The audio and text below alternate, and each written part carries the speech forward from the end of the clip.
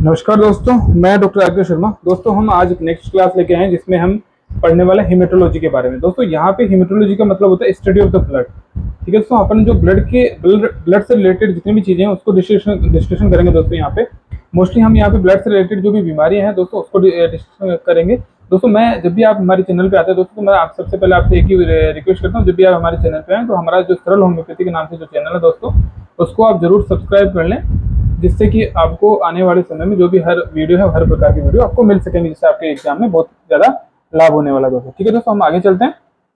सबसे पहले हम डिस्कशन करेंगे दोस्तों कि हमारे ब्लड ग्रुप होते हैं, वो ब्लड ग्रुप को डिसाइड कौन करता है। जो हमारे जीन्स होते हैं दोस्तों, वो हमारे ब्लड ग्रुप को डिसाइड करते हैं ना। तो यहाँ पे blood group is determined by the genes. ठीक है दोस्तों, जीन से डिसाइड होते हैं। अराउंड 14 ब्लड ग्रुप्स अपने प्रेजेंट होते हैं अपने बॉडी के अंदर।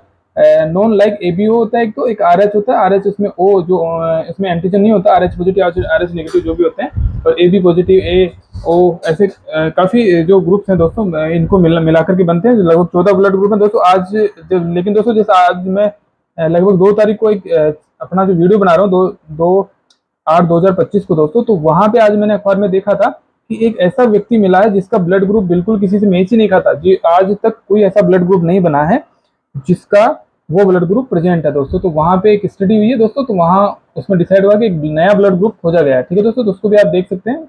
आप जो आज करंट जो अखबार में अपन ने देखा है, मैंने जो पढ़ा है दोस्तों, मैंने वो आपसे जिक्र किया दोस्तों। तो मैं 14 ब्लड ग्रुप है। अगर कभी गलती से हो सकता है अगर एक जुड़ जाए गलती से तो 15 कर दे, तो वो मैं कह नहीं सकता। लेकिन आज के टाइम पे किताबों में जो लिखा हुआ है वो 14 ब्लड ग्रुप बता रखे हैं।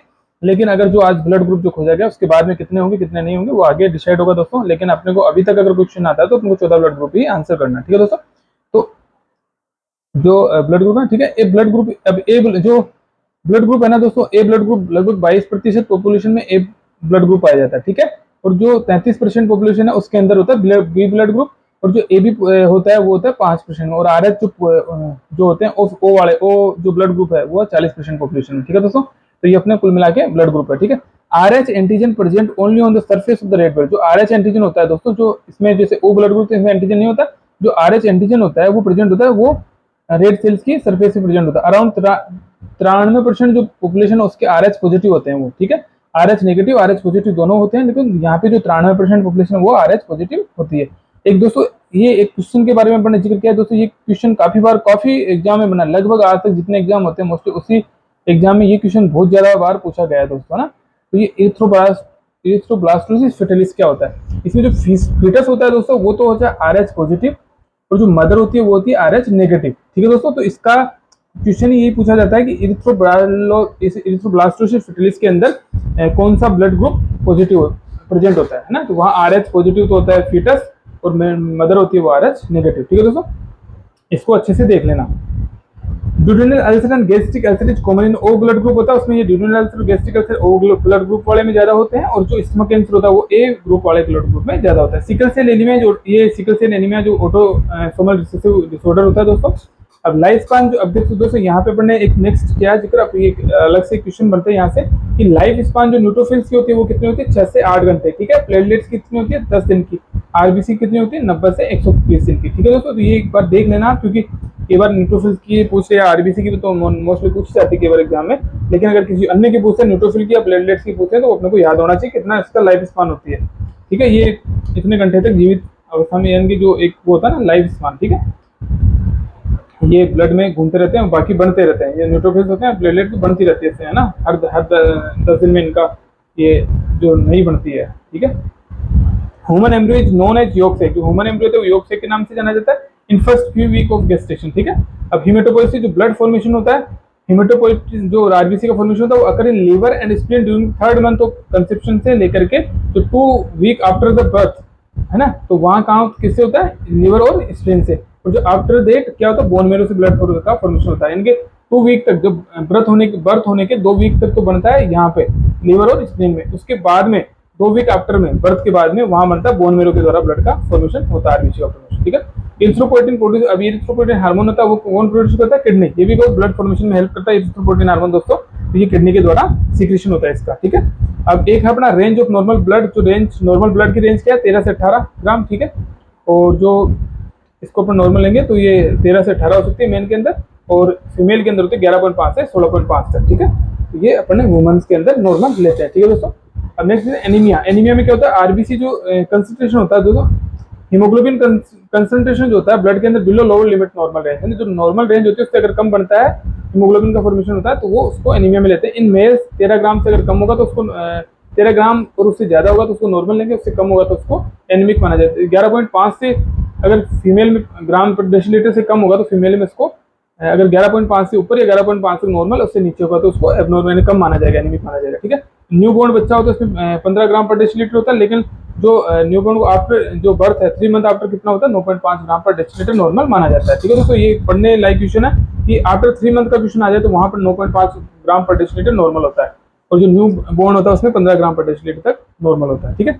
इन एनीमिया ऑक्सीजनेटेड जो ये जो ऑक्सीजन डिस्ट्रीब्यूशन कर्व होता है दोस्तों, यहाँ पे कर्व होता है, एक सीधा कर्व होता है दोस्तों। अगर ये कर्व है जो अगर ये राइट साइड में ऐसे करता है तो वो होता है सिर्फ राइट के अंदर होता है एनीमिया के अंदर, है ना। ये कर्व एनीमिया के अंदर राइट की तरफ कर्व होता है और लेफ्ट के अंदर अदर कंडीशंस में, ना ऐसे। तो ये राइट में अगर ये कर्व्ड होगा तो ये शिफ्ट होगा, अगर ये कर्व्ड जो सीधा होता है ये अगर राइट साइड में शिफ्ट होगा तो वो होगा एनीमिया के अंदर। केवल ये क्वेश्चन भी पूछा जाता है।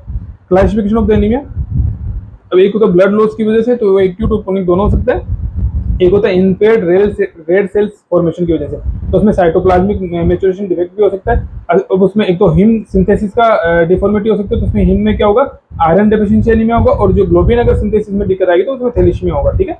जो बीटा चेन ये होती है ना, न्यूक्लियर मैच्योरेशन में अगर डिफेक्ट आएगा तो ना वहाँ पे विटामिन बी12 और फोलिक एसिड डेफिशिएंसी की वजह से होगा तो मैकुलोब्लास्टिक एनीमिया में आएगा। और haematopoietic stem cell formation proliferation and deficiency की वजह से एब्नॉर्मलिटी होती है उसमें एप्लास्टिक एनीमिया और प्योर व्हाइट सेल एप्लेजिया होगा। तो ये अलग अलग डिफरेंस है दोस्तों, है ना। अब एक बोन मेरो फेलियर होगा, अगर उसका बोन मेरो की वजह से अगर कोई बीमारी होगी तो उसमें अपन एनीमिया ऑफ इन्फ्लेमेटरी इन्फेक्शन हो सकता है, डिसेमिनेटेड मैलिग्नेंसी हो सकती है, एनीमिया ऑफ रिनल डिजीज की वजह से हो सकता है, एनीमिया ड्यू टू एंडोक्राइन और एंडोक्राइन न्यूट्रिशनल डेफिशिएंसी की वजह से हो सकता है, एक एनीमिया इन लिवर डिजीज भी हो सकता है। ठीक है। बोन मेरो इन्फिल्ट्रेशन की वजह से होता है, तो ल्यूकेमियोइड माइलोस्क्लेरोसिस और लिम्फोइड और मल्टीपल माइलोमा ये बोन मेरो इन्फिल्ट्रेशन की वजह से एनीमिया कंडीशन पैदा होती है। कंजेनाइटल अगर होगा तो होगा सिड्रोब्लास्टिक एनीमिया, कंजेनाइटल एब्नॉर्मलिटी की वजह से होगा। ठीक है। अब आयरन डेफिशिएंसी जो एनीमिया होगा वो क्यों होगा, आयरन का जो एब्जॉर्प्शन होता है दोस्तों वो ड्यूडेनम और प्रोक्सिमल जेजुनम के द्वारा होता है। अगर वहां पे अगर एब्जॉर्प्शन प्रॉपर रूप से नहीं होता तो ये आयरन डेफिशिएंसी एनीमिया होगा। इन दिस एनीमिया, अब इसमें क्वेश्चन है ही अपन ने कवर किया, यहाँ पे डेफिनेशन कवर नहीं किया अपन ने, यहाँ पे क्वेश्चन क्या बनता है वो कवर किया, क्योंकि इसमें क्वेश्चन कई बार पूछा कि ड्यूडेनम और प्रोक्सिमल पार्ट से जो होता है ना आयरन का एब्जॉर्प्शन वो कहाँ किस पार्ट से होता है, तो ये क्वेश्चन में आता है तो ये आंसर होगा। अब in this anaemia serum iron level जो होगा, सीरम आयरन जो लेवल होगा वो तो होगा लो, यानी नॉर्मल तो होता है 40 से 140 माइक्रोग्राम पर डेसीलीटर, अगर इससे कम होगा तो सीरम आयरन तो होगा उसमें लो, आयरन डेफिशिएंसी एनीमिया। और टोटल जो आयरन बेंडिंग कैपेसिटी होगी वो होगी हाई होगी। ठीक है। 250 से 450 नॉर्मल होती है, इससे ज्यादा होगा तो वो आयरन डेफिशिएंसी एनीमिया को इंडिकेट करता है।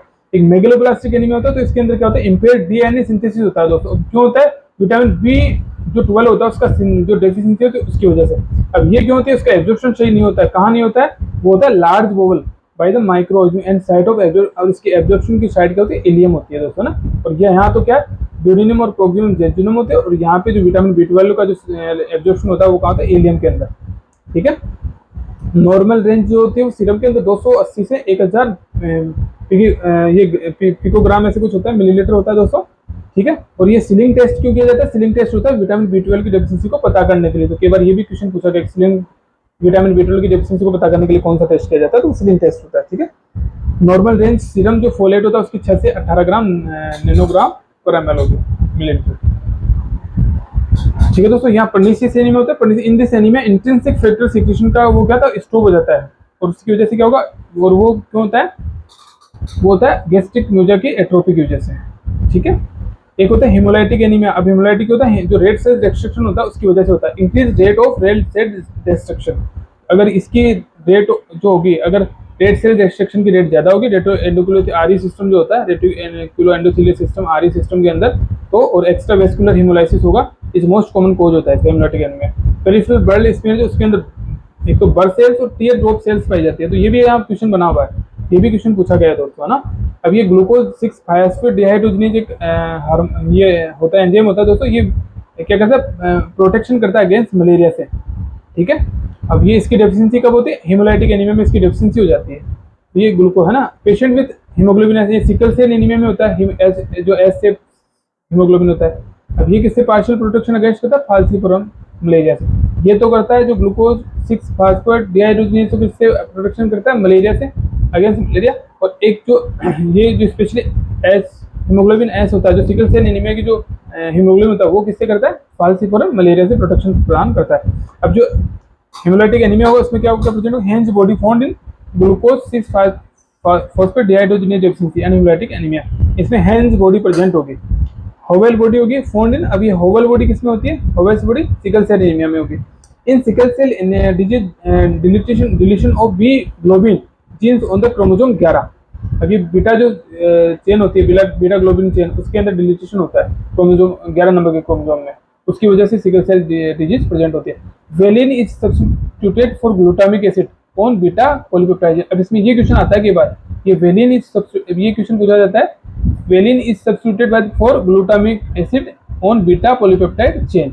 ये क्वेश्चन सिकल सेल एनीमिया का पूछा जाता है दोस्तों, तो ये याद कर लेना, valine is substituted for glutamic acid. तो ये क्वेश्चन में कई बार पूछा गया है। थैलेसीमिया क्या होता है, it is hereditary disorder in which reduce synthesis of one और मोर ग्लोबिन पॉलीपेप्टाइड चेन। जो ग्लोबिन जो पॉलीपेप्टाइड चेन होती है उसका सिंथेसिस रिड्यूस होता है, यानी नहीं होता है, ठीक है। तो टारगेट और टीयर सेल्स में प्रेजेंट होती है, ठीक है, थैलेसीमिया में। एप्लास्टिक एनीमिया में क्या होता है, in this condition body stop producing enough new blood cell, जो ब्लड नई ब्लड सेल्स का फॉर्मेशन नहीं होता है, it develop as a result of bone marrow damage. अब इसमें बोन मैरो डैमेज की वजह से ये होता है।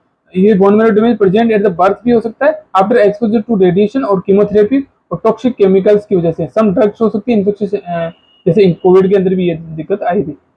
सिम्टम्स आर सडनली और स्लोली डेवलप, जैसे fatigue, frequent infection, rapid heart rate and bleeding disorders में प्रेजेंट होगा। अब दोस्तों एक यहाँ क्वेश्चन बना हुआ है जो है पेनसाइटोपिनिया। तो ये क्वेश्चन पूछा गया कि पेनसाइटोपिनिया किस बीमारी में प्रेजेंट होता है, तो वो होता है एप्लास्टिक एनीमिया में। इसका मतलब होता है पेनसाइटोपिनिया का मतलब होता है एनीमिया होगा, उसमें ल्यूकोपिनिया होगा और थ्रोम्बोसाइटोपिनिया, तीनों कॉमन प्रेजेंटेशन होगा, तीनों बीमारियों का एक साथ प्रेजेंटेशन होगा, ठीक है।